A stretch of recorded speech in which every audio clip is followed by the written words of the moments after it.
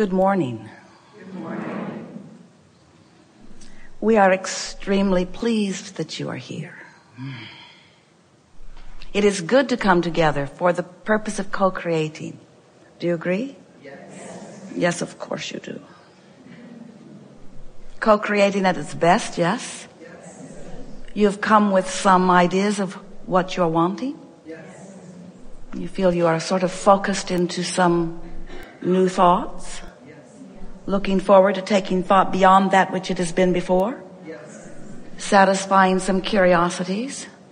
Reestablishing your vibrational balance? Yes. Raising your vibration to higher frequency? Yes. Tuning into who you really are? Preparing your grid for more easy release from the vortex into your physical reality of things that you want? Contributing? Receiving? It's going to be a good day. You want some warm-up? Yes. Hell yes. You again.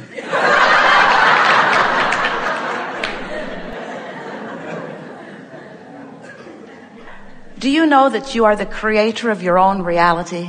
Yes. And do you know the reason that you are is because you are offering a vibration that law of attraction is responding to? Yes. And do you know that you have control of the vibration that you offer? And do you know that you do a really lousy job of controlling the vibration that you offer? We love you so much, but you are vibrational beings who, for the most part, have forgotten that you are vibrational beings. So you've trained yourself, because of the environment that you live in, to be more observing beings, to be more observing of that which is surrounding you. And as you observe what is surrounding you, we're not just talking about what you're seeing. We're talking about your awareness of what is. Your awareness of what is, your sort of opinion of why what is as what is. Your conversations with others about what is. Your disappointment with what is. Like that.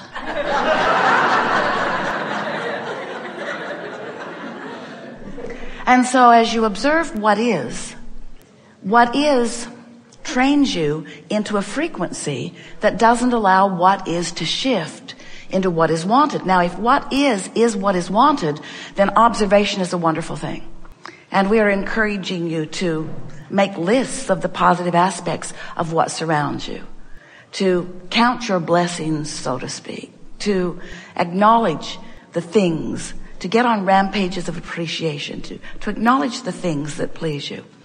But if there are aspects of what is that are not pleasing you, then observing and conversing and remembering and beating the drum of just practices a vibration. And that's what we mean when we say you are not controlling your vibration as well as you could, because you're letting what is dominate your vibration. And you don't have to, because you have the power of selective sifting. You have the ability to focus.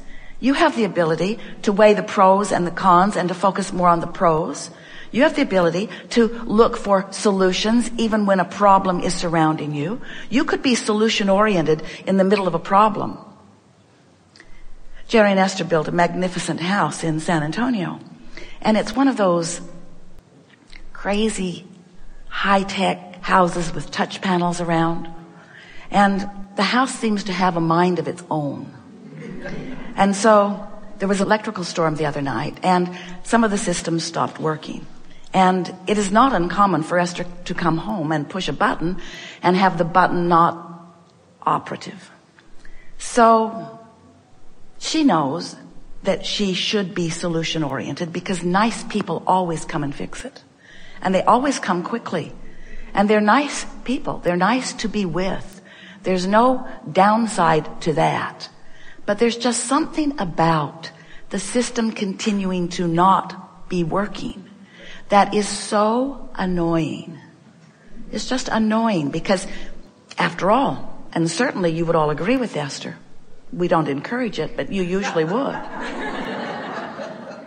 It's just not right. It shouldn't be this precarious. It shouldn't be this finicky. It should be more stable. It should be more stable. It should be more stable. Does that sound like a solution-oriented statement? It is not. It should be different than it is never a solution-oriented statement. It may be true. It should be. It should be, but the question is, can it be under these conditions? Under what conditions, Abraham? Just get to the point. What is it you're talking about? Under the conditions of your vibrational leaning toward an expectation and even an acceptance of something unwanted, and then a further conversation about it.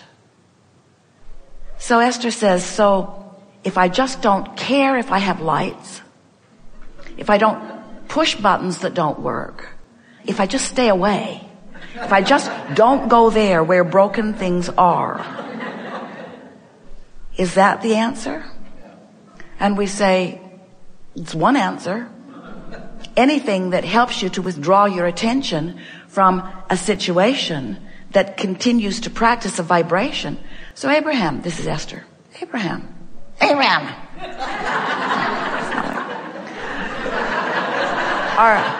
Are you saying to me that standing in the middle of something unwanted, that there is a way to observe the unwanted?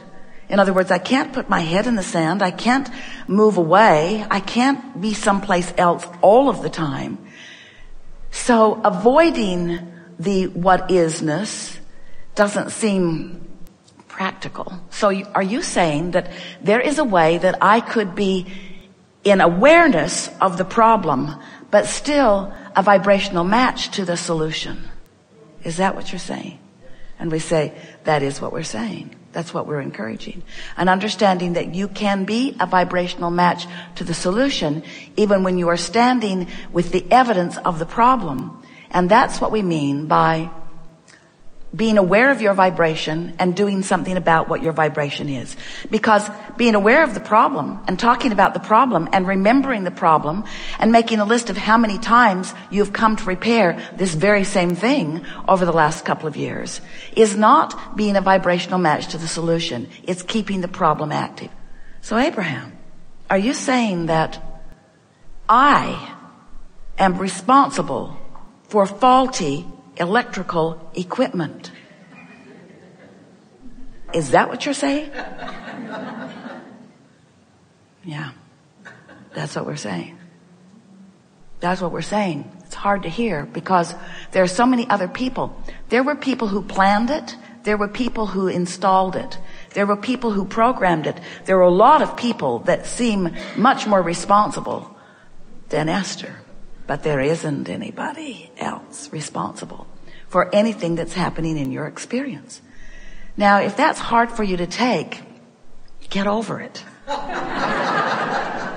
Because until you accept that you are the vibrational center of your world, and that everything that comes to you, every relationship, everything that happens around you, every convergence of experiences, everything that happens to you, everything that you experience is a result of your vibrational offering. And we know, of course there are things that you don't want to happen. And of course there are things that you would rather not observe. And of course this is a minefield at times that you are navigating your way through. But when you accept that you have the ability under all conditions to be solution oriented, even when the problem is blaring, and you start tuning yourself on situation after situation to be solution oriented, then you'll get control of your vibrational point of attraction.